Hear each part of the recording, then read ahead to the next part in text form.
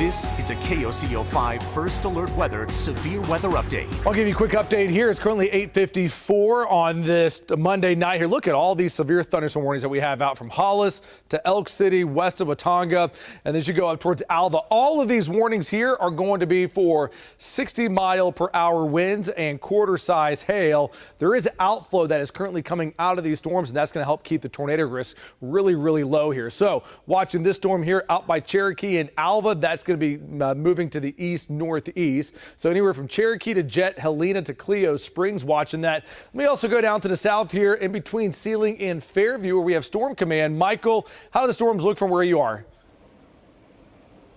Yeah, Damon, we just had a little bit of low-level rotation just north of Chester about 15 minutes ago. That storm kind of got swallowed up by rain fairly quickly, though, so I think that'll be the trend tonight. But it was interesting seeing a lowered area. It wasn't quite a funnel, but we definitely could detect low-level rotation in it. So the main threat continues to be hail and wind with these, especially the wind damage risk here, mainly across northwestern Oklahoma. But I know there's a lot of storms down along and south of I-40 as well. So we're tracking a lot of storms right now. Back to you. Yeah, we certainly are tracking a lot of storms out there. And again, the tornado risk is low, but the threat for strong winds is certainly there. Shane Helton's going to be up by Cherokee right now.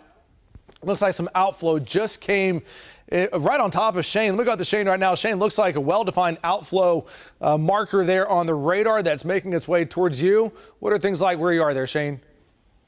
Well, Damon, we've been keeping up with this area of this line of storms in Fort Supply and Buffalo, and about the highest wind we have seen would probably be about 35 mile an hour. Now, I know it's warned for higher than that right now, and you can see the dust blowing back down here a few miles down the road.